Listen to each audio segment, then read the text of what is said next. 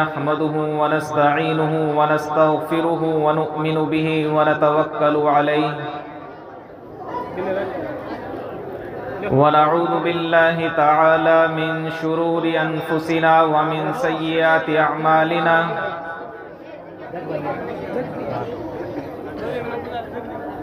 मन यहदिहिल्लाहु फला मुदिल्ल लहु वमन युद्लिल्हु फला हादिय लहु वनशहदु अन्न सय्यदना व मौलाना मुहम्मदन अब्दुहु व रसूलुहु क़ाल अल्लाहु तबारक व तआला फ़िल क़ुरआनिल मजीद बिस्मिल्लाहिर रहमानिर रहीम अल्हम्दुलिल्लाहि रब्बिल आलमीन अर्रहमानिर रहीम मालिकी यौमिद्दीन इय्याका नअबुदु व इय्याका नस्तईन वक़ाल अन्नबिय्यु सल्लल्लाहु अलैहि वसल्लम अन आयशा रज़ियल्लाहु तआला अन्हा क़ालत इन्नल्लाह तआला यंज़िलु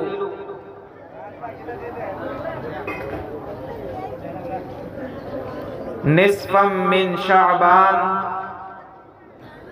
इला समाइद दुनिया फयुग़फ़रु लिअक्सर मिन अददि गनमि कल्बिन सदक़ल्लाहुल अज़ीम व सदक़ रसूलुहुन नबियुल करीम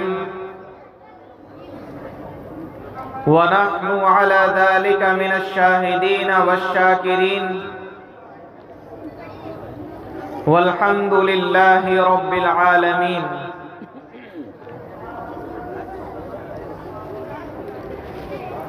काबिल क़द्र बुज़ुर्गों,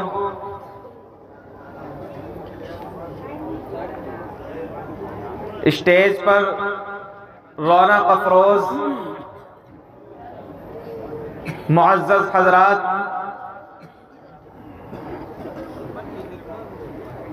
और मेरे सामने बैठे मदरसे के तलबा व तालिबात और दीगर दूर दराज से तशरीफ लाए हुए बुजुर्गान इकराम व नौजवानान इस्लाम और हमारे रफ़ीक़ मुहतरम कारी मोहम्मद इरफान साहब व दीगर उलमा इकराम व हफ़ाज़ इज़ाम व क़ुर्रा इकराम,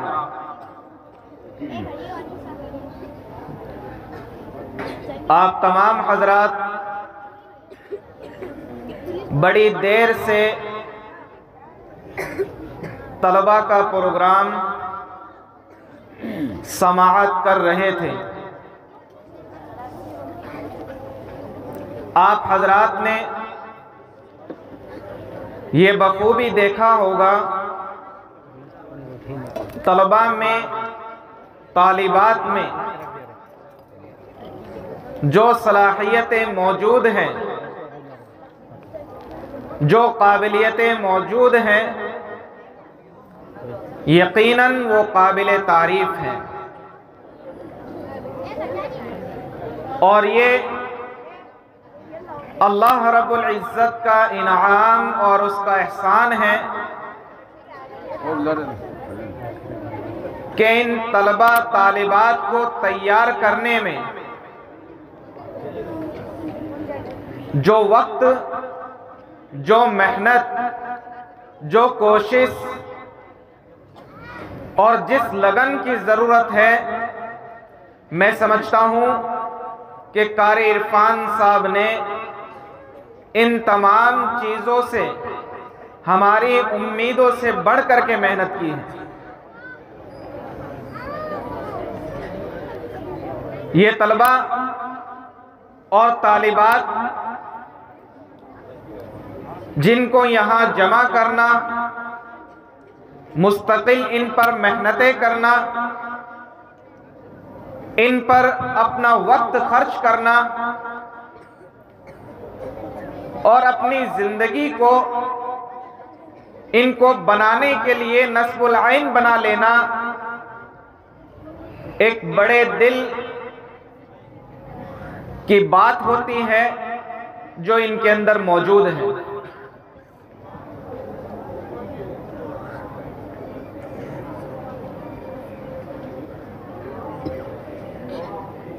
अल्लाह रब्बुल इज्जत ने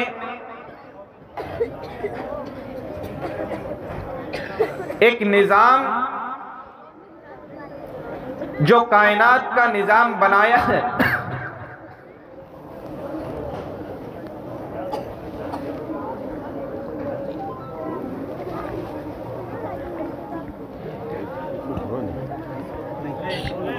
जो कायनात का निज़ाम अल्लाह तबारक व तआला ने बनाया है,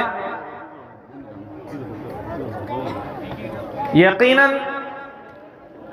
अल्लाह रब्बुल इज्जत ने कुछ सिफात का हामिल कुछ लोगों को बनाया है। अगर आप ये समझें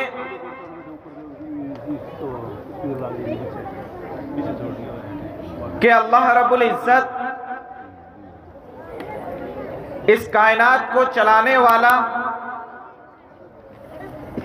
इस कायनात को, इसके निज़ाम को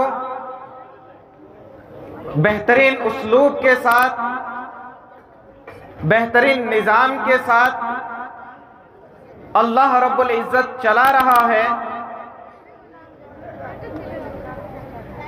लेकिन अल्लाह रब्बुल इज्जत ने कुछ लोगों को, अपने मखसूस बंदों को कुछ ऐसी सलाहियतों से नवाजा है जिनकी वजह से अल्लाह तबारक व तआला उन बंदों को अपने करीब तरीन करते हैं।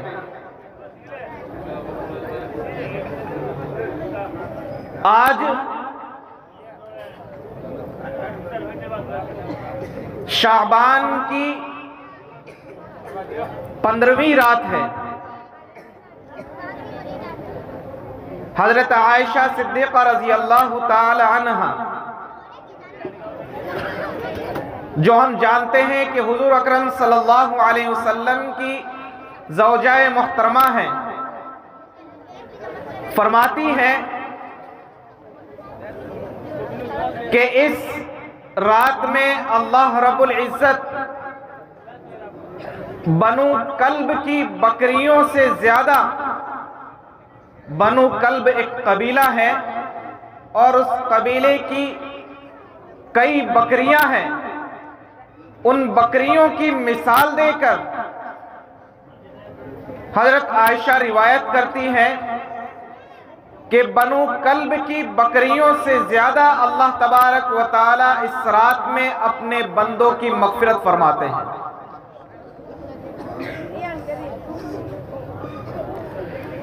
एक शख्सियत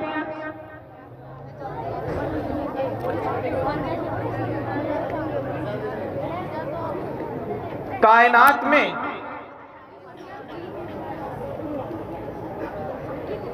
सिर्फ एक शख्सियत ऐसी है कि अल्लाह तबारक व तआला ने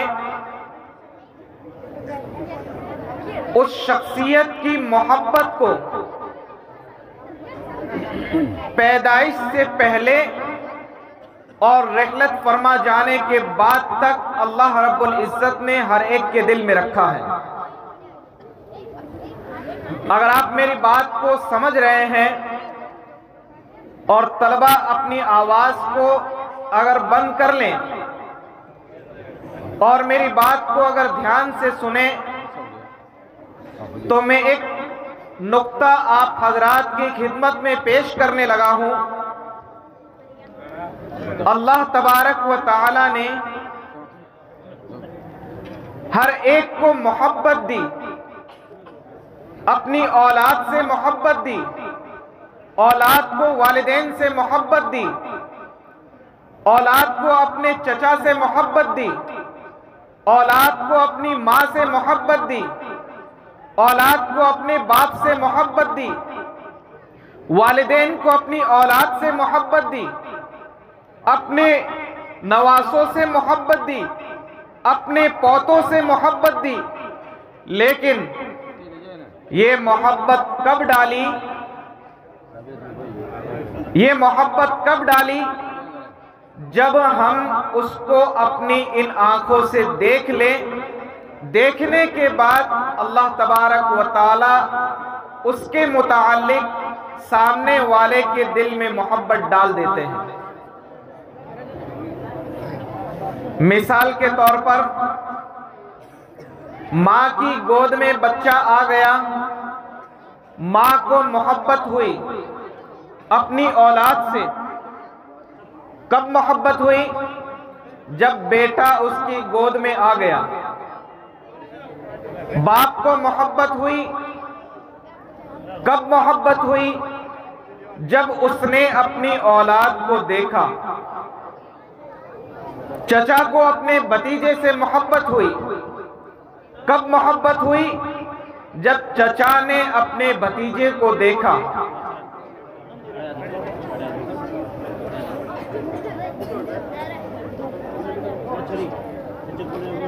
बच्चे अगर ना सुन रहे हों तो छोटे बच्चों को घर भेज दें, यह खामोशी से सुनते रहे। ये 200 तलबा आप अंदाज़ा लगाइए कि जिन्हें हम और आप कुछ देर के लिए बर्दाश्त नहीं कर पा रहे हैं, ये हाफिज साहब लगातार पूरे साल इन्हें बर्दाश्त करते हैं।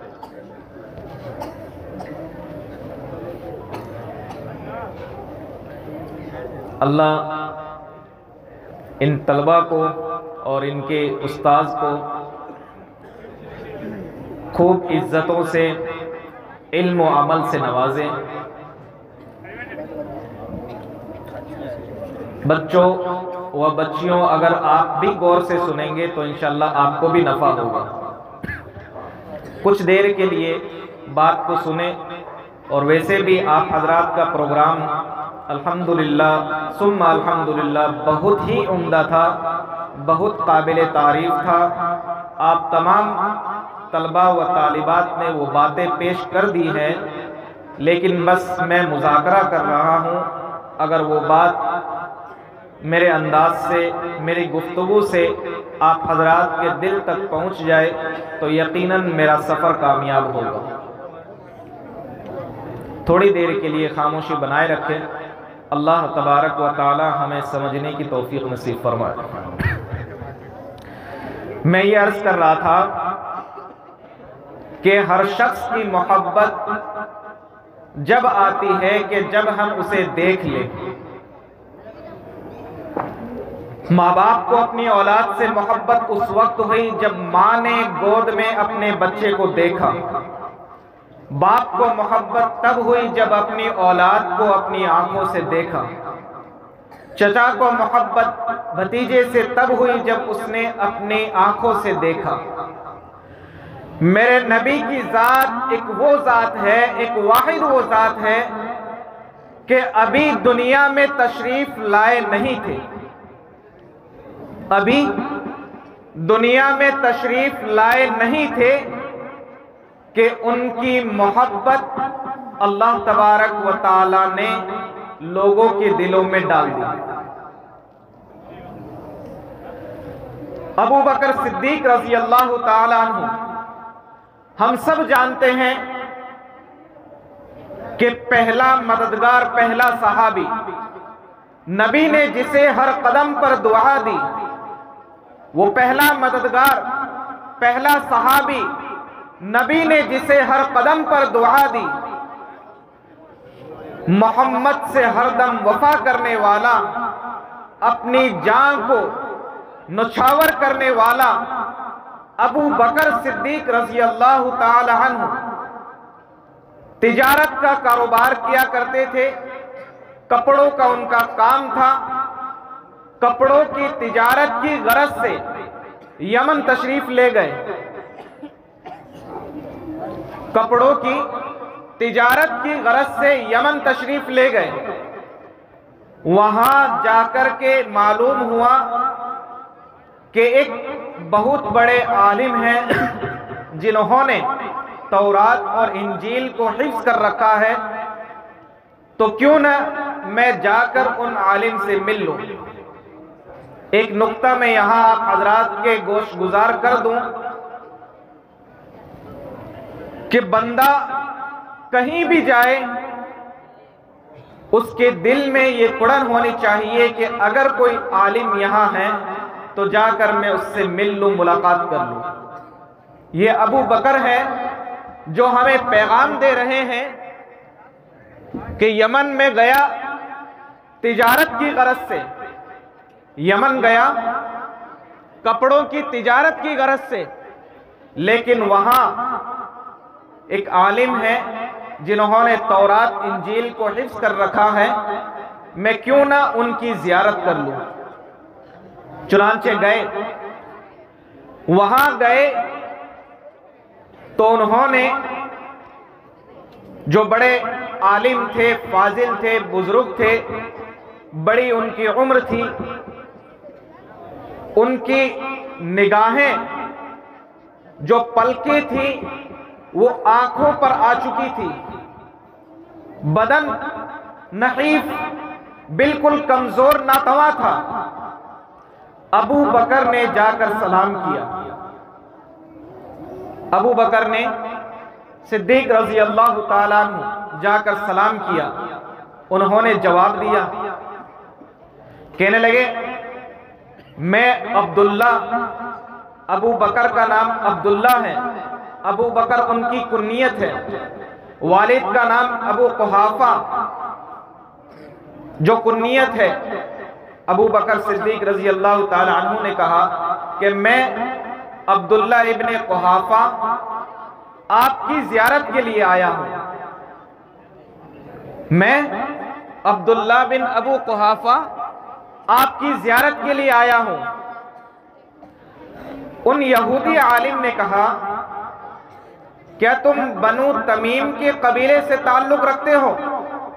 कहने लगे जी हां। क्या तुम्हारे नाफ के नीचे एक तिल है? कहने लगे जी हां। तो कहने लगे मेरी बात को गौर से सुनो और ध्यान दो, तवज्जो दो मेरी बात पर। कहने लगे कि तुम ऐसे शख्स हो जो मक्का की सरजमी पर एक नबी आने वाला है जिसकी मां का नाम आमिना होगा, जिसके बाप का नाम अब्दुल्ला होगा। वो आएगा, मक्का की सरजमी पर पैदा होगा और उसका पहला मददगार अबू बकर तू होगा।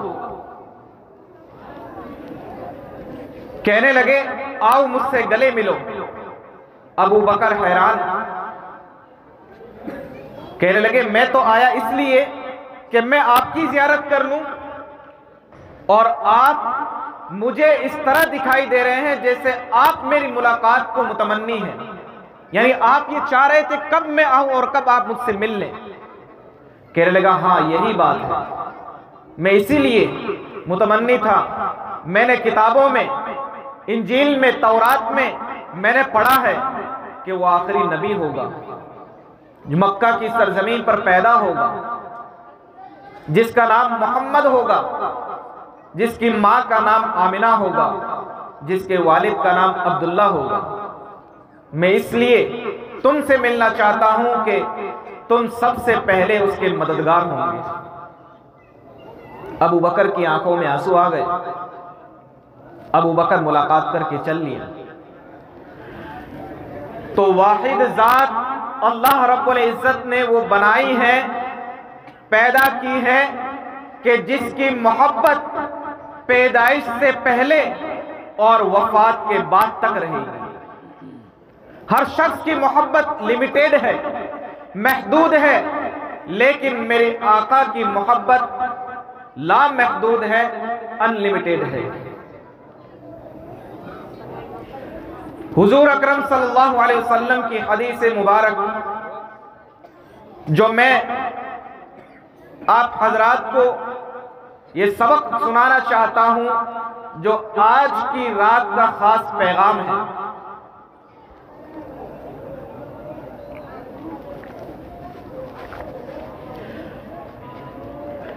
हज़रत आयशा सिद्दीक़ा रज़ी अल्लाह ताला अन्हा फरमाती हैं कि हुजूर अकरम सल्लल्लाहु अलैहि वसल्लम ने फरमाया कि 15वीं शाबान की रात, जिसमें बनु कल्ब की बकरियों से ज्यादा अल्लाह तबारक व तआला लोगों की मग़फ़िरत फरमाते हैं, मगर 7 लोग ऐसे हैं, बाज़ रिवायात में 5 की तादाद है, बाज़ में 6 की, बाज़ में 7 की। बहरहाल कुछ लोग, मुराद ये है कि कुछ लोग ऐसे हैं जिनकी इस रात में भी मग़फ़िरत नहीं की जाती। अल्लाह तबारक व तआला से दुआ करनी चाहिए कि अल्लाह तबारक व तआला हमें उनमें शामिल न फरमाए और हमें उनमें शामिल फरमाए जिनकी अल्लाह रब्बुल इज़्ज़त इस रात मग़फ़िरत फरमाते हैं। हम सब चाहते हैं, नहीं चाहते हमारी मग़फ़िरत हो जाए? हम सब चाहते हैं कि हमारी मग़फ़िरत हो जाए। तो इस पर अमल करने के लिए अगर हम गौर से सुनेंगे कि कौन वो लोग हैं जिनकी मग़फ़िरत नहीं की जाती, तो हमें बात समझ आएगी और फिर अमल करना आसान होगा। हम उन बातों से, उन चीज़ों से और उन तमाम लोगों की शमूलियत इख्तियार करने से परहेज करेंगे, तौबा करेंगे कि अल्लाह तबारक व तआला हमारा हशर उनमें न फरमाए जिनकी मग़फ़िरत इस रात भी नहीं की जाती। गौर से सुनेंगे, थक तो नहीं गए पीछे वाले? सुनना है? हाथ खड़े कीजिए भाई, किस किस को सुनना है। तवज्जो के साथ, इत्मीनान के साथ बात सुनेंगे तो समझ आएगी। हाथ खड़ा करवाना मकसद नहीं है, मकसद ये है कि आप तमाम हजरात मेरी बात को तवज्जो से लें ताकि उस पर अमल करना आसान हो। हर बात जो कही जाती है आदमी को चाहिए कि उस पर अमल की नीयत कर ले। एक सहाबी जिन्होंने मकान बनाया, ये मैं तमहीद के तौर पर कह रहा हूं कि एक सहाबी जिन्होंने मकान बनाया और रोशनदान बनाया, उनसे पूछा गया कि ये किस मकसद के लिए है। कहने लगे इस मकसद के लिए कि रोशनी और हवा आ जाए। रोशनदान किस मकसद के लिए होता है? इसी मकसद के लिए कि रोशनी आ जाए, हवा आ जाए।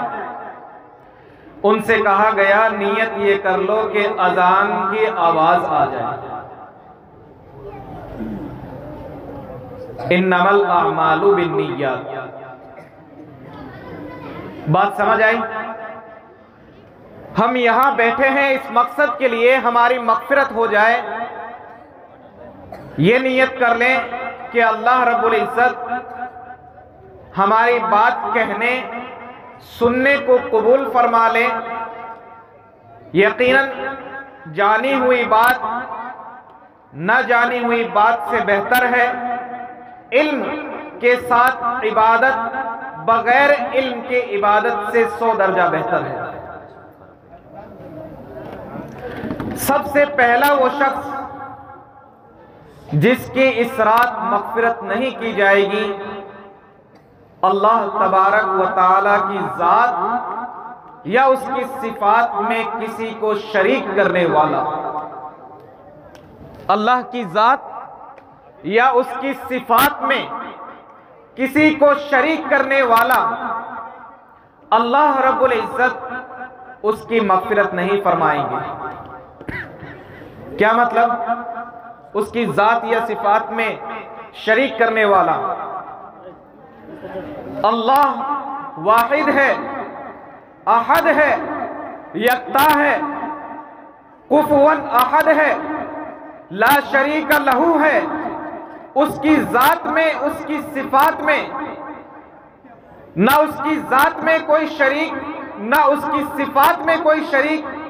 अगर कोई बंदा ये कहे, अगर कोई बंदा ये कहे कि औलाद देने वाला तो बाबा है,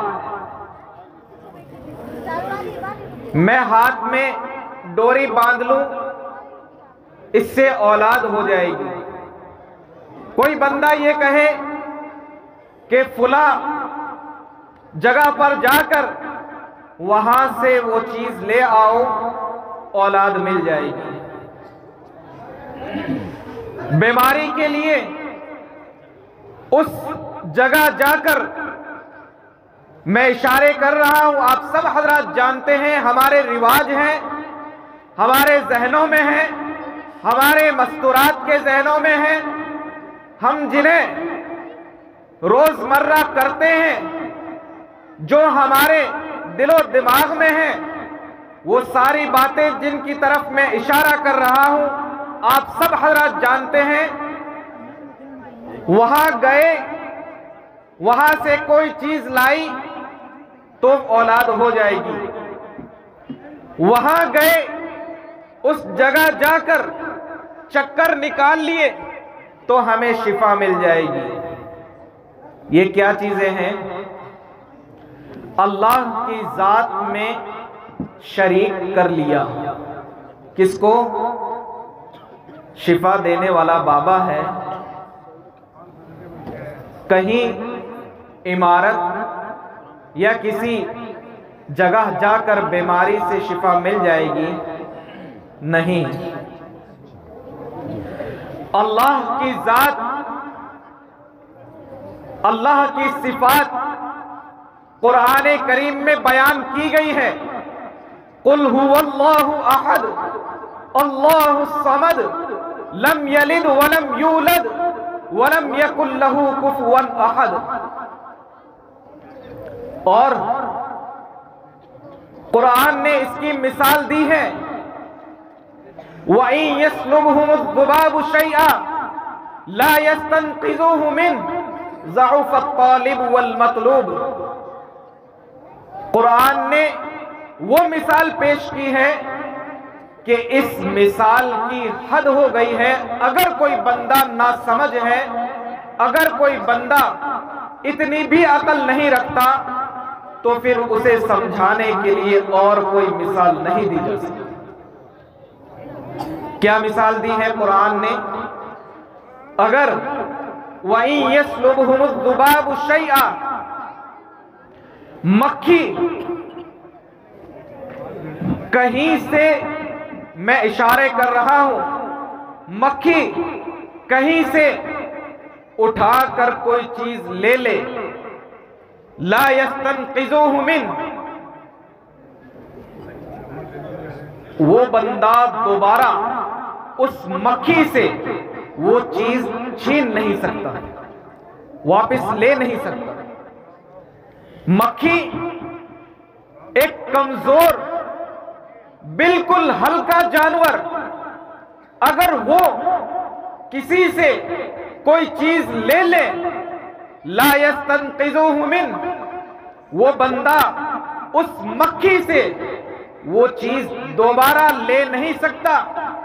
ज़अफ़त तालिब वल मतलूब, तलब करने वाला और जिससे तलब की जा रही है, ये दोनों कमजोर हैं। तलब करने वाला और जिससे तलब की जा रही है, तलब करने वाला कौन? वो बंदा जो मांगता है ऐसों से, और तलब किया जा रहा है उनसे जो खुद भी अब तो मोहताज हो चुके हैं दुआ के। अल्लाह फरमाता है ज़अफ़त तालिब वल मतलूब, ये दोनों तालिब और मतलूब दोनों के दोनों कमजोर हैं। अल्लाह की जात वो वाहिद जात है, औलाद देने वाली, शिफा देने वाली, कामयाबी देने वाली, बेड़ा पार करने वाली। वो सिर्फ और सिर्फ जात है तो वो जात रब की जात है। वो अगर कोई जात है तो वो सिर्फ और सिर्फ अल्लाह तबारक व तआला की जात है। कोई नहीं जो पैदा कर सके, कोई नहीं जो शिफा दे सके, सिर्फ और सिर्फ अल्लाह तबारक व तआला की जात है, जो तमाम कायनात की हर चीज से बेनियाज है। उसी से मांगा जाना चाहिए, उसी से तलब किया जाना चाहिए और उसी के सामने गिड़गिड़ाना जाना चाहिए। दुआ उसी से, मग़फ़िरत की तलब उसी से, औलाद की इल्तिजा उसी से, बीमारी से शिफा उसी से, कामयाबी की दुआ उसी से, मंजिल तक पहुंचने के लिए मांगा जाना चाहिए तो सिर्फ और सिर्फ उसी से। जो दे खुशी से ना कहे किसी से, जो दे खुशी से ना कहे किसी से, अल्लाह तबारक व तआला की जात है। ये कौन बंदा है जिनकी मग़फ़िरत नहीं की जाती? उनमें पहला शख्स है मुशरिक, अल्लाह की जात में, उसकी सिफात में उसके बराबर किसी को शरीक करने वाला। हमें और आपको चाहिए कि हम अगर मुब्तला हैं तो तौबा करें, अगर नहीं है अल्लाह का शुक्र अदा करें। दूसरा, जिसकी इस रात भी मग़फ़िरत नहीं की जाती,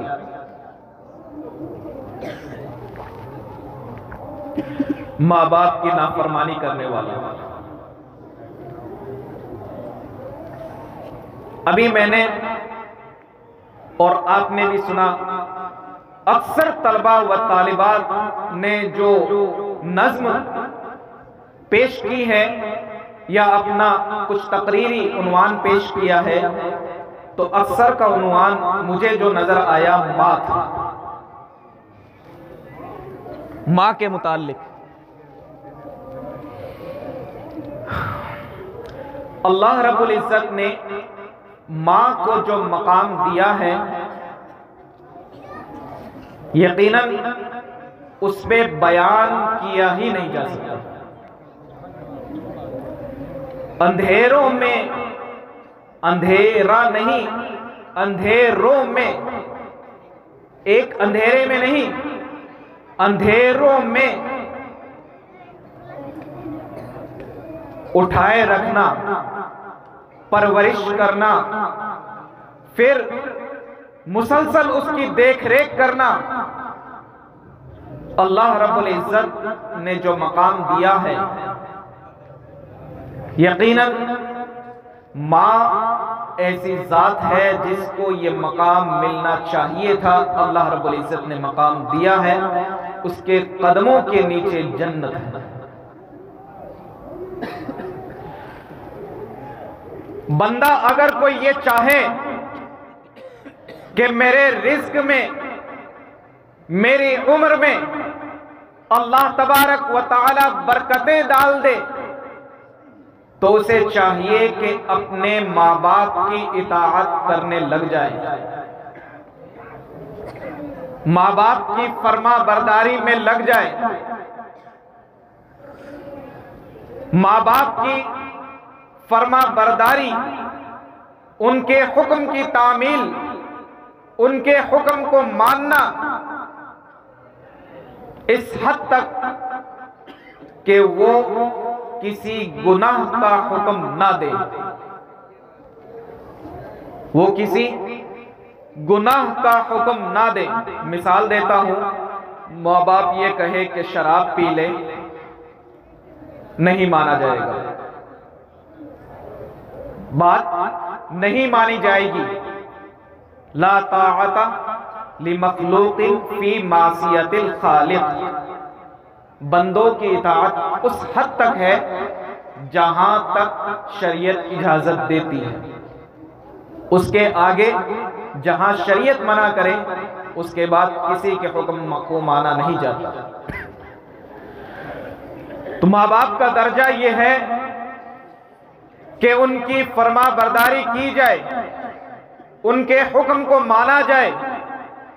आजकल जो आम वबा है, मुसीबत है, जो बीमारी है, जो हर मुआशरे में रिवाज पा गई है, माँ बाप की नाफरमानी है। माँ एक तरफ अपनी औलाद को कहती ही जाए, बेटा ये काम कर लो, बेटी ये काम कर लो, लेकिन तवज्जो नहीं दी जाती। बाप ये कहे कि बेटे मेरे बात को मान, तवज्जो नहीं की जाती। हुजूर अकरम सल्लल्लाहु अलैहि वसल्लम की ज़ात-ए अक़दस वो ज़ात है कि मैदान हश्र में हुजूर अकरम सल्लल्लाहु अलैहि वसल्लम बंदों से ये सवाल करेंगे कि कहां थे, किस तरफ थे, क्या लेकर आए, क्या आमाल करके आए, क्यों? उन्हें यह सवाल करने का हक क्यों है? इसलिए कि हुजूर उम्मत के वारिस हैं। वारिस को यह सवाल पूछने का हक है कि वो अपने मातहत के बारे में, अपने नीचे दर्जे के लोगों से ये सवाल करे कि कहां थे, किस वक्त आए। आज अगर बाप आधी रात को, मैं नौजवानों से खास तौर पर यह बात कहना चाहूंगा कि जो नौजवान अपने घरों में देर रात तक पहुंचते हैं, वो ये समझते हैं कि उनके माँ बाप सो गए हैं, उन्हें नींद आ गई है और वो चुपके से जाकर सो जाएंगे। तो मैं बता दूं, ये आपकी गलत फहमी हो सकती है, ये आपका अपना तसव्वुर हो सकता है, लेकिन ये हरगिज नहीं हो सकता कि माँ या बाप आपके आने से पहले सो जाए। वो हर वक्त तुम्हारे इंतजार में रहते हैं कि बेटा कब आएगा, ताकि मैं उससे ये पूछ लूं कहां था। नौजवान ये शिकायत भी करते हैं कि अब्बा को क्या हो गया, मैं कहीं भी जाऊं, किसी के साथ रहूं, किसी के साथ घूमूं फिरूं, उन्हें क्या तकलीफ। हुजूर अकरम सल्लल्लाहु अलैहि वसल्लम ने हदीस मुबारका में यह इरशाद फरमाया है, अलैकुम बिसुन्नती व सुन्नतिल खुलफाइर राशिदीन अल महदीयीन। अगर कोई ये बंदा सवाल करे कि अल्लाह के रसूल, क्या मैं सिर्फ आपकी मानूं, क्या मैं सिर्फ आपकी मानूं? हुजूर ये इरशाद फरमा रहे हैं कि नहीं, मेरी तो माननी है, मेरी तो माननी है, लेकिन उसके साथ ये भी तवज्जो रखो कि मैं जिसके बारे में कहूं उनके साथ रहो, उनकी भी बात मानो। तो ये एक बाप का जवाब होता है कि नहीं, सिर्फ मेरी बात को नहीं मानना, लेकिन हर एक की बात को भी नहीं मानना जिसके बारे में मैं कहूं कि हां वो तुम्हारा खैरखा है, उसके पास बैठो। हुजूर ने फरमाया, हर किसी की न मानो, अलैकुम बिसुन्नती व सुन्नतिल खुलफाइर राशिदीन अल महदीयीन। मेरी सुन्नत को लाजिम पकड़ो, मेरे सहाबा की सुन्नत को लाजिम पकड़ो। बाप औलाद से यही कहना चाहता है कि मैं तुमसे ये नहीं कहता कि किसी के साथ न रहो, किसी के साथ न घूमो, जाओ बैठो घूमो, उनके साथ जाओ, लेकिन सिर्फ उन्हीं के साथ जिनके बारे में मैं तुमसे कहूं कि हां वो बंदा ठीक है। इस रात को जिनकी मगफिरत नहीं की जाती, दूसरा बंदा वो है जो अपने वालिदैन का नाफरमान हो। क्या हम नियत करेंगे जिन्होंने अब तक अपने वालिदैन की फरमाबरदारी की है वो अल्लाह का शुक्र अदा करके और आगे बढ़ेंगे, और जिन्होंने कोई नाफरमानी की हो या उनके वालिदैन इस दुनिया में ना हो तो उसे चाहिए कि अपने वालिदैन के लिए ईसाले सवाब करता रहे, और जिनके मौजूद हो उन्हें चाहिए अपने वालिदैन की फरमाबरदारी में लग जाए। सब नियत करते हैं। दूसरा वो शख्स था जिनकी इस रात मगफिरत नहीं की जाती।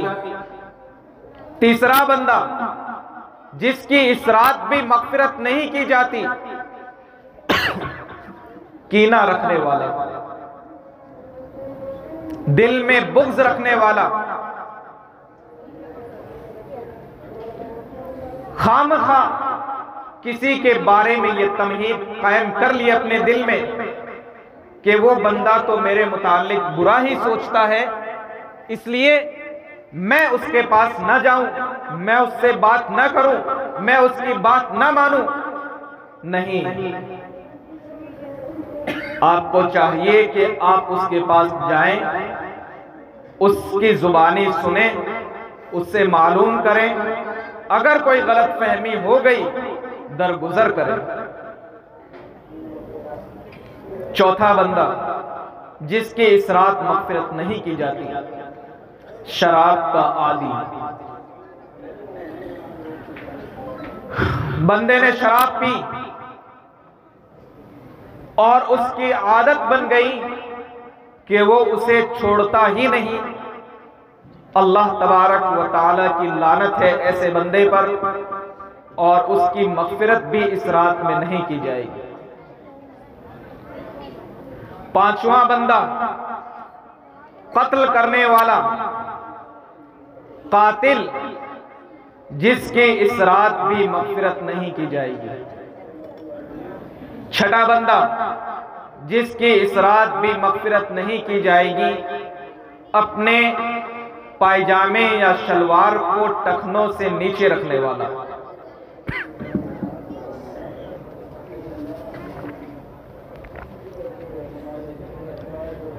ये ऐसा क्यों?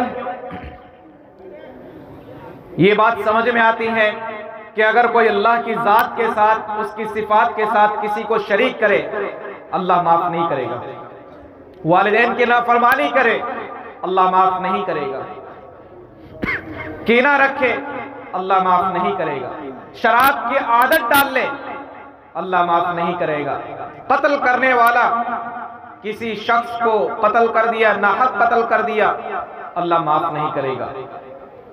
अब आदमी ये सोचता है कि किसी की शलवार, पायजामा, लुंगी अगर टखनों से नीचे चली गई तो क्या बात है, उसकी मगफिरत नहीं की जा रही। आदमी के जहन में ये बात आएगी कि वो सारी बातें तो क्लियर है, वो समझ में आती है, लेकिन ये बात समझ में नहीं आती कि टखनों से नीचे शलवार या पायजामा है तो उसकी मगफिरत ये मर्दों के लिए है। जिस मर्द का पायजामा, शलवार, लुंगी टखनों से नीचे हो, तकब्बुर की अलामत है। अल्लाह फरमाते हैं, अल किब्रियाउ रिदाई, तकब्बुर अल्लाह की जात को ज़ेबा है। तकब्बुर सिर्फ और सिर्फ उसी के लिए। अल्लाह रब्बुल इज्जत की बारगाह में अगर किसी चीज की कमी है तो वो कमी है आजिज़ी की, इनकिसारी की। मन तवाज़अ लिल्लाह रफ़अहुल्लाह। जो बंदा अल्लाह के लिए आजिज़ी इख्तियार करेगा, अल्लाह रब्बुल इज्जत उसे बुलंदियों पर पहुंचा देगा। इसने मकान बड़ा बना लिया है, मेरे पास तो ज्यादा पैसा है, मैं इससे बड़ा बनाऊंगा। उसने तो शादी में बेइंतहा खर्च किया अपनी बेटे की शादी पर, अपने बेटे की शादी पर, तो मेरे पास ज्यादा पैसा है, मैं तो और ज्यादा करूंगा, वरना मुझे लोग ताने देंगे।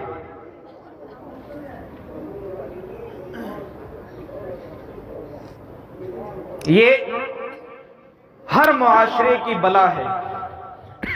ऐसा नहीं है कि यहां पाई जाती है, हमारे यहां नहीं पाई जाती, पूरा हिंदुस्तान एक है।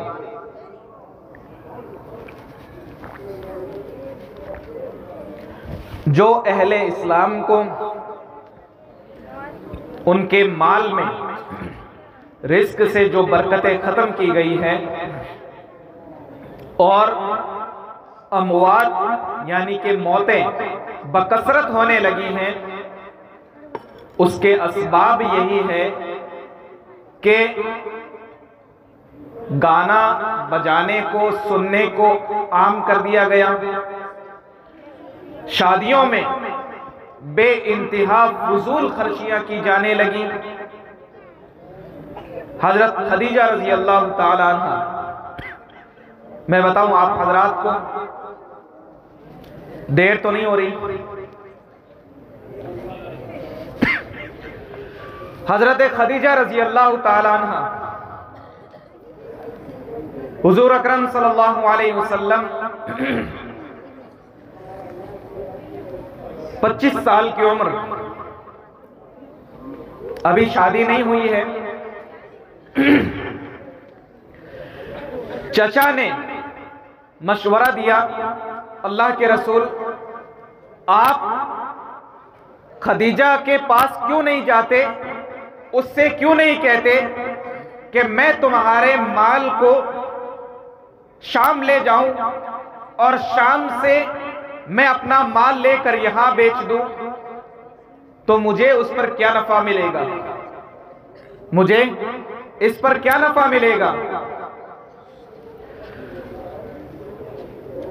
हजरत खदीजा के पास पैगाम पहुंचा दिया। हजरत खदीजा रजी अल्लाह ताला अन्हा ने जवाब दिया कि जो मैं दूसरों को नफा देती हूं, उससे दुगना नफा मैं मोहम्मद अरबी को दे सकती हूं।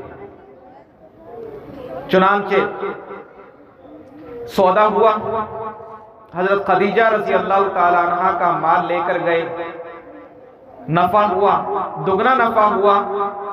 शाम से माल लेकर आए, रास्ते में हजरत खदीजा के और भी सफीर थे, उनके साथ हुजूर के साथ, हुजूर ने उनको अपने अखलाक दिखाए, वापसी आए।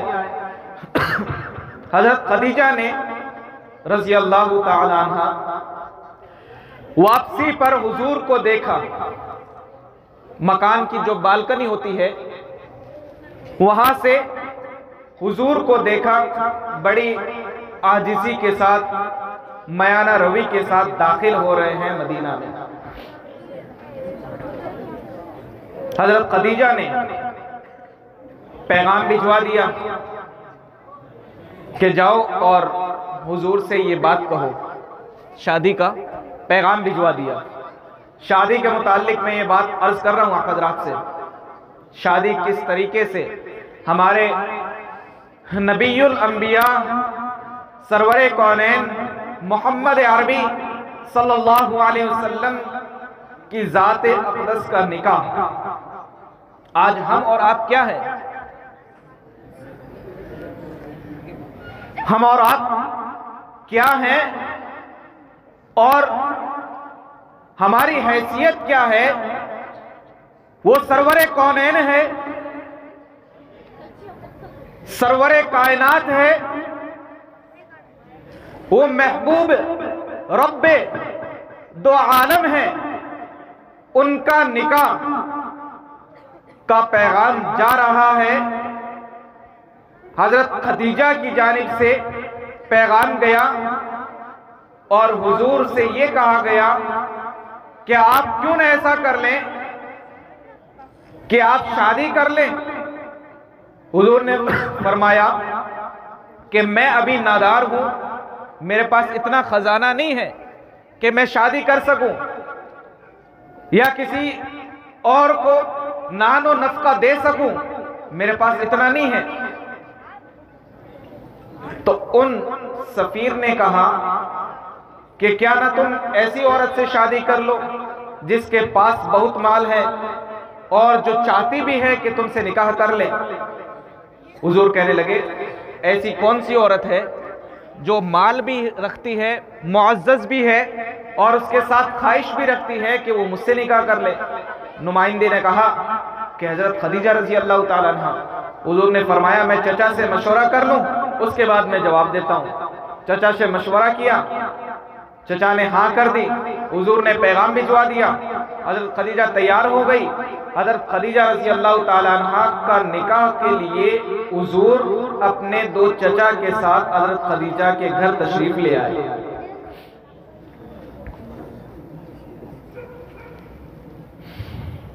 अपने दो चचा के साथ हुजूर,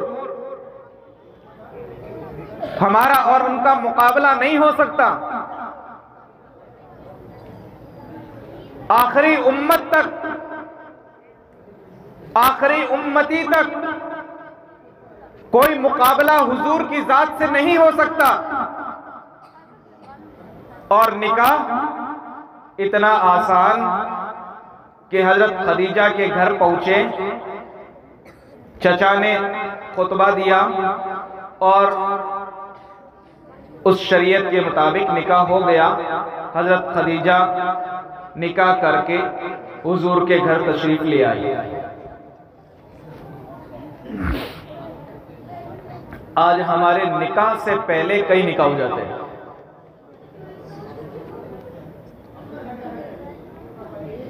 कई लाख तो निकाह से पहले खर्च हो जाते हैं और उसके बाद निकाह की बारी आती है।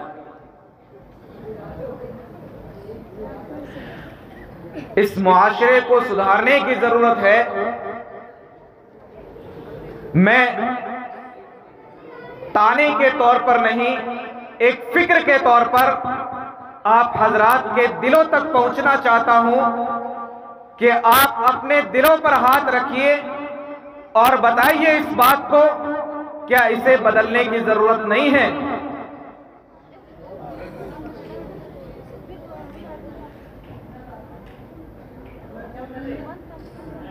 उनका निकाह इतना आसान, हमारा निकाह इतना मुश्किल। इसीलिए हुजूर ने फरमाया बदकारी आम हो जाएगी। अच्छा, इसमें एक नुक्ता यह भी आप हजरात के कानों तक पहुंचा दूं कि यहां जो पैगाम गया है ये हजरत खदीजा की तरफ से गया है, हुजूर की तरफ से नहीं, लड़के की तरफ से नहीं, लड़की की तरफ से पैगाम गया है। तो इससे ये पता चलता है कि इसमें कोई शर्म की बात नहीं है, कोई हया की बात नहीं है कि अगर बाप मुनासिब समझे तो अपनी बेटी का रिश्ता भी किसी मुनासिब जगह पे पहुंचा सकता है, जहां वो मुनासिब समझे, जहां दीनदारी हो, जहां मुनासिब समझे। तो मैं आप हजरात के इल्म में ये बातें रख रहा था कि यकीनन मुआशरे में कई ऐसी चीजें हैं, सिर्फ हमारा कह देना या सुन लेना ये काफी नहीं है। हमें चाहिए कि हम तब्दीली लाएं, अपने मुआशरे में कुछ सुधार की कोशिश करें। मैं नहीं ये कह रहा कि आप कल ही से इसमें लग जाएं और सारा तब्दील करके रख दें, नहीं, लेकिन इसकी कोशिश कल ही से शुरू जरूर करें। क्योंकि मुसलमानों पर, अहले इस्लाम पर हालात का आ जाना, आजमाइशों का आ जाना, ये यूं ही नहीं है। इसमें हमारे आमाल का बहुत बड़ा दखल है।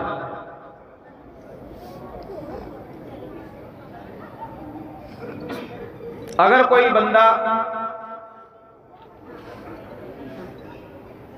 शिर्क भी ना करे, वालिदैन की नाफरमानी भी ना करे,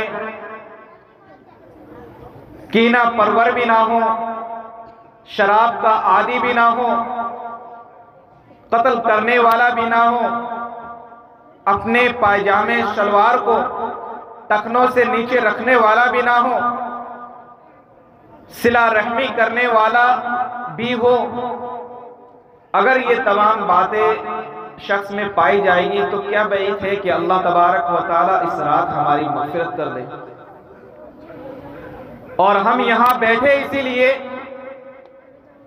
कि हमें कुछ ऐसी बातें सुनने को, ऐसी बातें कहने को कि जिससे हम अपनी जिंदगी तब्दील करने की कोशिश शुरू कर दें। अगर कोई बंदा ये नियत कर ले, अगर वो आज से पहले शिर्क कर रहा था, अगर आज कोई बंदा नियत कर ले कि मैं आज के बाद अल्लाह की जात और उसकी सिफात में किसी को शरीक नहीं करूंगा, यकीनन हमारा यहां बैठना कबूल अल्लाह की बारगाह में मकबूल है। अगर कोई बंदा आज से पहले अपने वालिदैन का नाफरमान था, अगर आज वो ये नियत कर ले कि आज के बाद मैं यकीनन अपने वालिदैन का कभी भी नाफरमान नहीं रहूंगा। अभी आप हजरात ने सुना होगा, एक बच्ची ने वाकया पेश किया था ओवैस करनी का, जिन्होंने अपने वालिदा की खिदमत की वजह से हुजूर तक रसाई हासिल न कर पाए, तो हुजूर ने उन्हें दुआ दी और ये भी फरमाया कि जो भी उनसे मिले उनके सामने ये बात रखना कि हमारे मग़फ़िरत की दुआ करें। उस्मान गनी रज़ी अल्लाह ताला अन्हु हुजूर अकरम सल्लल्लाहु अलैहि वसल्लम की 4 बेटियां थी। हाफिज साहब का इशारा है कि बंद कर दूं। आप हजरात बताएं कि थोड़ी बात हो जाए या दुआ करवा दे। सामने वाले बताएं। अल्लाह आप हजरात को जज़ाए खैर दे। यकीनन देखिए कि हमारा बार बार तो बैठना नहीं होता, बार बार ऐसी बातें सुनने को नहीं होती, और ये रात भी ऐसी रात है कि अल्लाह रब्बुल इज़्ज़त बेइंतहा लोगों की मग़फ़िरत फरमाते हैं। अगर 10 मिनट 15 मिनट ज़्यादा हो जाए तो इसमें कोई हरज वाली बात नहीं है। अगर आप हज़रात सुनते रहेंगे तवज्जो के साथ तो हाफिज साहब को भी इंशाअल्लाह इत्मीनान रहेगा। रखूँ अब इरफान साहब, जारी रखूँ बात, आपकी इजाज़त होता। हजरत उस्मान गनी रज़ी अल्लाह ताला अन्हु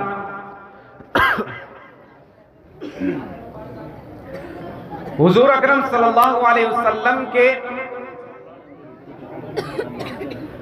दामाद, हुजूर की 4 बेटियां थी,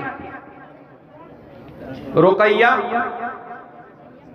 ज़ैनब, उम्मे कुलसूम और फातिमा।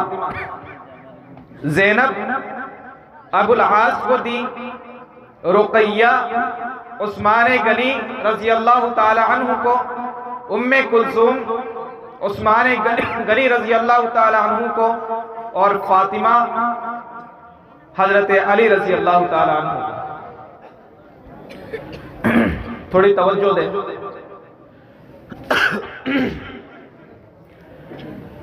हजरत उस्मान गनी रज़ी अल्लाह ताला अन्हु को हुजूर अकरम सल्लल्लाहु अलैहि वसल्लम ने अपनी 2 बेटियां दी। मैं ये बात इसलिए बतला रहा हूं कि अगर कोई सख्त तकाजा हो और पीछे हमें ये मालूम हो कि जहां हमारे ठहरने से नफा हो सकता है तो यकीनन वहां जरूर ठहरना चाहिए। हजरत रुकैया रजी अल्लाह ताला अन्हा उस्मान गनी रजी अल्लाह ताला अन्हु की बीवी है। बदर का मौका है, हजरत उस्मान ये चाहते हैं कि बदर में शरीक हो जाएं। हुजूर ने फरमाया कि ठहरो, यहीं रुको, रुकैया की तबीयत नासाज है, तुम यहां रुको और उनकी देखरेख करो। चुनांचे वहां रुके, उनकी खिदमत की और फिर उसके बाद चुनांचे बदर के मौके के बाद हजरत रुकैया रजी अल्लाह ताला अन्हा का इंतकाल भी हो गया। हुजूर अकरम सल्लल्लाहु अलैहि वसल्लम ने अपनी दूसरी बेटी उम्मे कुलसूम रजी अल्लाह ताला अन्हा हजरत उस्मान गनी रजी अल्लाह ताला अन्हु की निकाह में दे दी। हजरत उस्मान गनी रजी अल्लाह ताला अन्हु से हुजूर अकरम सल्लल्लाहु अलैहि वसल्लम ने ये इरशाद फरमाया कि जब हजरत उमर रजी अल्लाह ताला अन्हु अपनी बेटी हफ्सा का निकाह उस्मान गनी रजी अल्लाह ताला अन्हु के साथ करना चाहते थे, आए उस्मान कहने लगे, उस्मान मैं अपनी बेटी तुम्हारे निकाह में देना चाहता हूं। हजरत उस्मान गनी रजी अल्लाह ताला अन्हु ने फरमाया कि मैं इस पर गौर कर लूं, उसके बाद जवाब दूंगा। चुनांचे महीना 2 महीना गुजर गया। हजरत उमर रजी अल्लाह ताला अन्हु तशरीफ लाए हुजूर की जात पे, हुजूर अकरम सल्लल्लाहु अलैहि वसल्लम की जात अक़दस में हाजिर हुए और अर्ज करने लगे कि अल्लाह के रसूल, मैं उस्मान से जाकर ये बात चलाकर कह रहा हूं कि आप मेरी बेटी से निकाह कर लें और उस्मान मुझे टाल रहे हैं, 2 महीना हो गए मुझे जवाब नहीं दिया।